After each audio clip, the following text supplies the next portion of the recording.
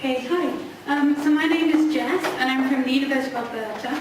And I'm going to be talking about my work on the Quaternary glacial history of Banks Island, and also how this work and similar research into the behaviour of past ice sheets can be relevant to today's ice sheets in the face of climate change. So I study the Western Canadian Arctic.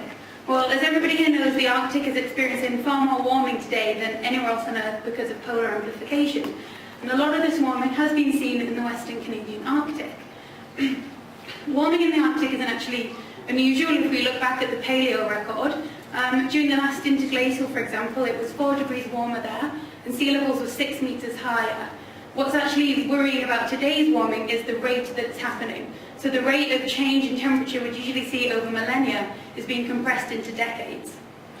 Observations that confirm this, for example, since glaciation in the Arctic 10,000 years ago, the bowhead and Arctic and Pacific whales weren't mixing, and they're actually mixing now in the Arctic channels for the first time. If we go to northern Ellesmere Island here, where there is the Vaughan ice shelf, it's the largest ice shelf in the Arctic. For the last 30 years, and in particular the last 3 years, that's been breaking up at a really rapid rate. In fact, this summer, Disraeli Fjord, which is the largest epichelf lake in the whole northern hemisphere, which has a really unique marine habitat, made a marine connection for the first time in its history in over 3,000 years. So it's happening really quickly right now. And if we look just 150 years ago, during the expeditions of Franklin and others, we know from their historical reports that sea ice was thick and pervasive and impassable. And in 2007, as everyone I'm sure knows, the first non-icebreaker ship made it all the way through the Northwest Passage. So it's changing really quickly. So this is my research, and I focus on Banks Island in the Western Canadian Arctic, and I'm focusing on the Late Wisconsin. The Late Wisconsin was the last of 3 distinct ice advances that occurred during the last glacial period, which is known as the Wisconsin glaciation, from 10,000 to 120,000 years ago. And the Wisconsin glacial, in turn, was the last of a whole cycle of 50 glacial and interglacial cycles that characterized the Quaternary period, and that's the last 2.6 million years. So I'm looking at the last advance of the last glacial of the whole Quaternary. And during the Late Wisconsin, this is what the most recent regional reconstruction showed North America to look like. So we had the Laurentide ice sheet centered over Hudson Bay, the Quaternary ice sheet centered over the Canadian Rockies, and then the Inuitian ice sheet here over the Queen Elizabeth Islands. And we have Beringia here, which is a biologically viable ice-free refugium, which is where you have the mammoths and the megafauna that extended from Siberia to the Yukon. And you can see in this regional reconstruction from 2002 that Banks Island and some other islands in the Western Canadian Arctic were also thought to have been ice-free. And in fact, the dating of a mammoth tibia collected on Banks Island to 22,000 years ago has gone further to suggest that actually Banks Island formed the northeastern extremity of Beringia. However, recently, over the last few years, research on northern Banks Island here in southern Melville Island has actually moved completely away from the ice-free model and indicates that Banks Island was completely glaciated during the Late Wisconsin. So we've gone from ice-free to complete glaciation, with larger cold-based ice over the island and a really thick ice stream occupying the Clare Strait here to the north. So my research is to directly test this model of complete ice versus ice-free land, which is still the prevailing model on South Banks Island. I'm going to do this with new dating methods, and it's got 4 key aims: to look at the glacial history, so the configuration and chronology of ice sheet advance and retreat on South Banks Island; the sea level history, which can actually provide really good information on past ice sheet loading patterns; the regional ice flow history, so where did this ice come from; and then finally the environmental history by looking at the subsurface records to see what were the environmental impacts of this ice coming across. And so just briefly, I was going to go through some methods. So one way that we can look at the time that ice reached Banks Island is to collect shells in glacial till. So as ice advanced from Hudson Bay over to Banks Island, it would have crossed some deep marine channels. As it did so, it would have scoured those marine channels, collected any shells that were in them, and then dumped them onshore with the glacial till. So you can go onto the island, collect shells in this till, radiocarbon date them, and they can give us maximum limiting dates for ice advance. To date ice retreat, we can use a technique called cosmogenic exposure dating, and to just keep it very simple, what we do is we look at these erratics. So large glacial boulders transported from their source to a destination further away. And it rests on the basis that the Earth is constantly being bombarded by galactic cosmic radiation. This radiation interacts with target minerals at the Earth's surface and produces cosmic nuclides. So the longer a rock has been exposed to the radiation, the more nuclides there will be. So we can take samples from these rocks, these erratics, calculate how many nuclides are in there, and then calculate when the ice dumped it and then retreated. To work out where the ice came from, we can collect erratics and we can look at their geochemistry and the age of formation using zircon crystals. And then we can tie this geochemistry zircon crystals back to a discrete orogenic belt on the mainland. So if we know where the erratic came from and where it ended up, then we can produce ice flow trajectories. And then finally, if you go around Iceland or most places in the Northern Hemisphere, you'll see these flights of raised marine shorelines. These are really useful for giving us information on past loading patterns, for dating the ice sheet.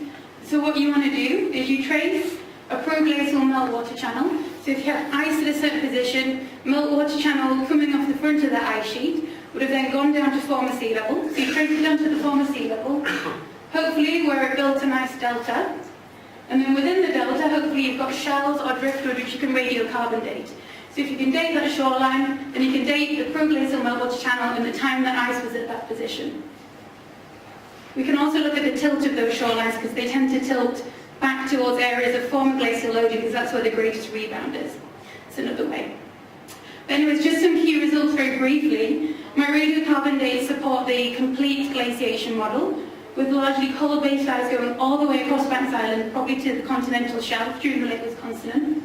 I've got shells all the way up the east coast here that date to the Lake Wisconsin, but very interestingly, no shells at all along southern or southwestern Banks Island. This is one of the first places in the Canadian Arctic Islands where we've not found shells.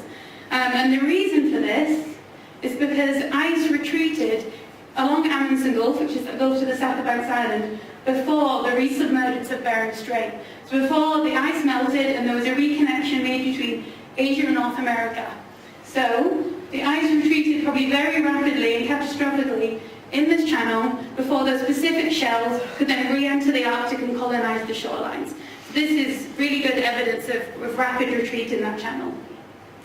Also, Banks Island, although it was crossed by largely coal-based ice, when I got there, I found loads of evidence for glacial tectonism, so folding and thrusting and rafting. For example, here we've got whole trees that have been thrust up, a whole raft of trees, bedrock that's supposed to be horizontal that's now vertical, and huge moraine systems that run along the coast that have just been thrusted up by the ice. So most people usually think of cold-based ice, of ice that's frozen at the bed, of being passive and really stable, but in fact it's actually quite dynamic. And so why is this important? What can we learn from this information? That glaciers are cold-based and dynamic, that they can respond abruptly and non-linearly, and often catastrophically once some sort of critical threshold is passed. And this tends to definitely be the case with marine-based ice, which is extra sensitive because it's vulnerable to surface temperatures, but also changes in ocean circulation and temperatures.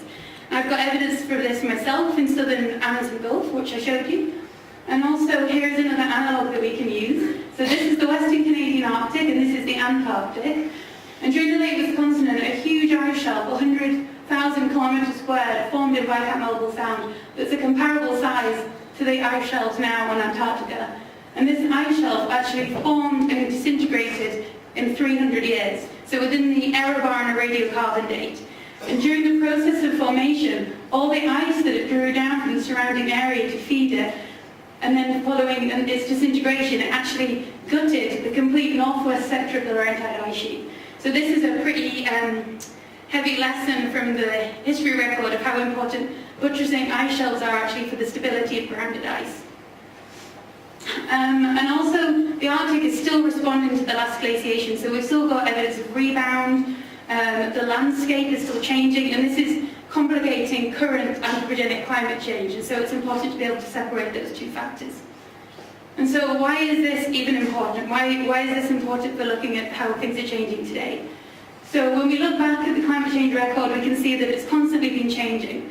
But when we look at it, we can pick out certain variations that happen on periodicities and frequencies. And so when we look at what's happening today in the instrumental record, we can pick out the anomalies that are probably anthropogenic forced or changes in the rates, which are unusual from the past. We can use past ice sheets as modern analogues because the temperature is changing so rapidly today. It's very hard to predict what's going to happen. We can't go underneath ice sheets and observe.